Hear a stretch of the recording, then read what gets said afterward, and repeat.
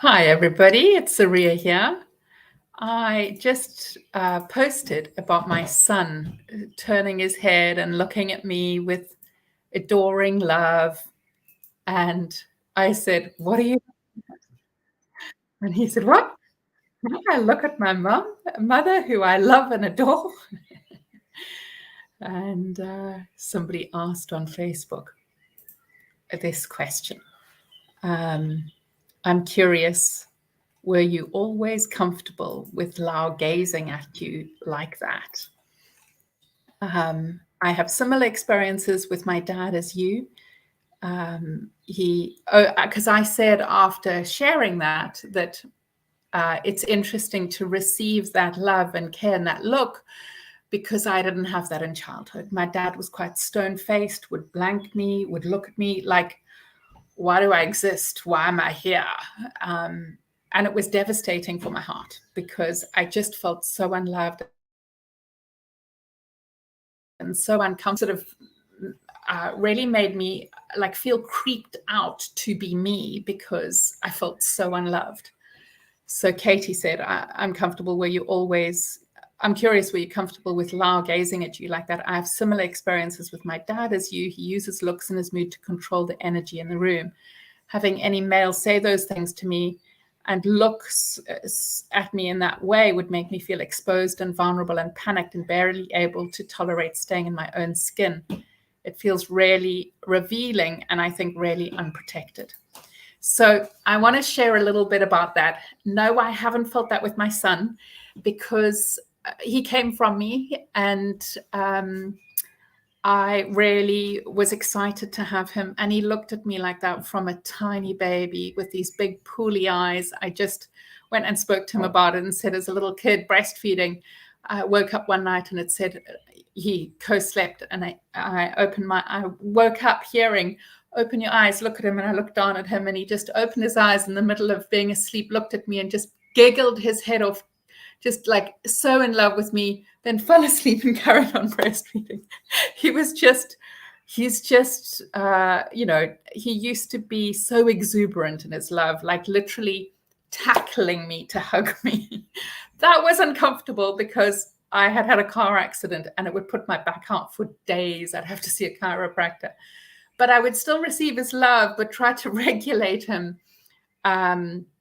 And there are many periods of life where he's, gone through as a teenager of just like, oh, God, Mom.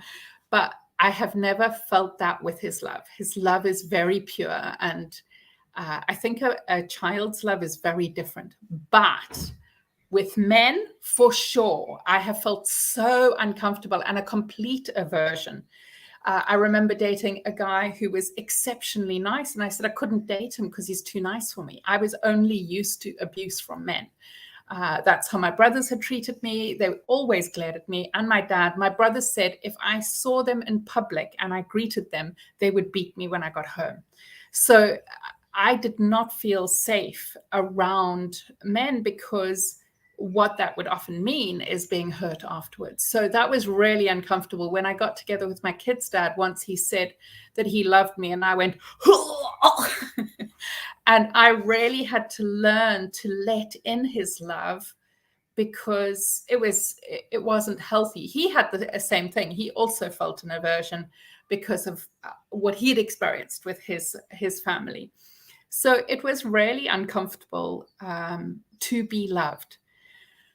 But I want to tell you that is shifting for me. I have a friend who I speak to, I don't know, 5, 6, 7 days a week, depending on how busy we are. And sometimes it's multiple times in the day that we speak. And if I am going through anything at all, or if I am deeply cherishing him and listening to him and supporting him, he tilts his head and he just looks at me with such love and care and goodness. We're going to do a podcast together about friendship and love and care. We both at times have an aversion to being cared for and appreciated. And we're going to communicate about the challenges that we have and how we're overcoming it in our friendship. He lives in New York. I've never actually met him, but I've spoken to him for most days in the last year and a half. And we've met each other just online through a course or a course provider, Doug Lipman, that we attend together. The biggest thing for me has been meeting those parts of me that don't feel loved.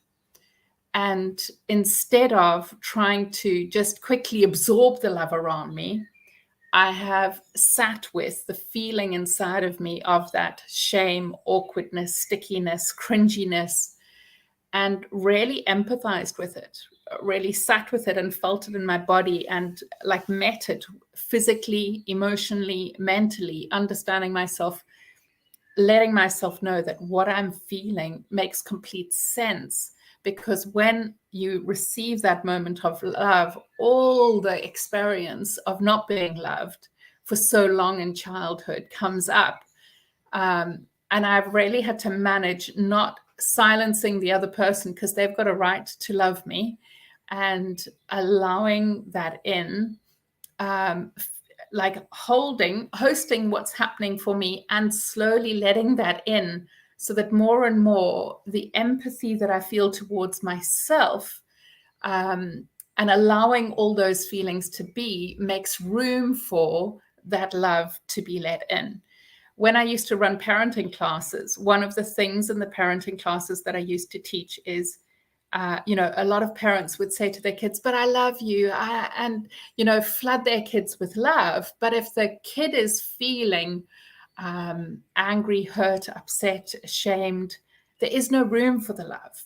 So you first want to process the feelings around that are uncomfortable. And then as you do that, there is more room for love.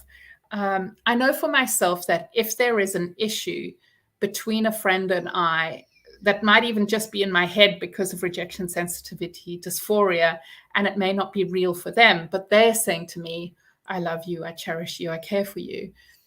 I can't let that in, because the experiences that I'm feeling of pain, rejection, abandonment, hurt, judgment, kind of are a wall to that love being let in.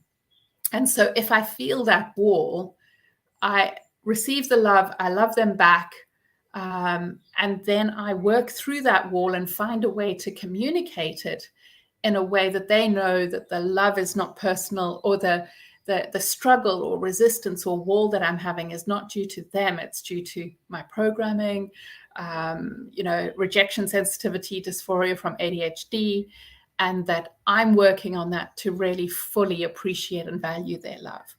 And that's really, really helped me to have that balance between being loved and working through the pain. When there are beautiful men around who love and cherish me, and those things come up, I am so grateful to them, because it shows me parts of me that are still needing love. And then I get to weave love into these parts. So I go into the memories of when I wasn't loved, and I let my little inner child know that I didn't deserve that. And I give the look to myself that I deserved then. So like, I will stare in a mirror, imagining that I'm looking at that child, and speak the words of love that I deserved then. This is one of the practices that I teach in my Restore membership, in a big workbook called Responding to the Past, where you go back into the old memories and bring protection and support and love and care and goodness, process the feelings, help yourself to be safe, and then give yourself the love that you needed.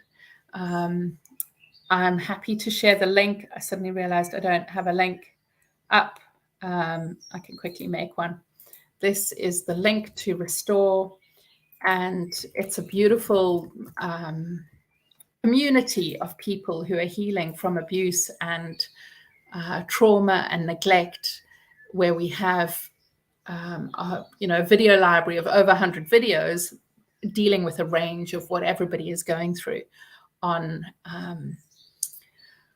safety, self-love, processing feelings, developing inner resourcing so that you can handle those emotions and respond to yourself when you feel you're broken and you don't have capacity. These parts of you can support you, as well as the process of healing and proactive, constructive care and parenting, relationships, friendships, body image, neurodiversity. There's a whole range of things, and we do weekly groups to be able to address questions, juicy questions like this. And then you get the replays, and they all get added to the healing library for you to be able to access support and care and goodness. If you have any questions about Restore, do send me a message, and we can see if it's for you. It's a beautiful community where a lot of people just feel like it's their online family, where they get, where they can be vulnerable, expose things, and they can be guided, loved, and cared for through the worst of their lives, so that they know that they're not alone. So if you're feeling alone and you're struggling with past challenges and really wanting support to blossom and thrive in your life, come and join Restore. We'd love to have you. Sending you so much love.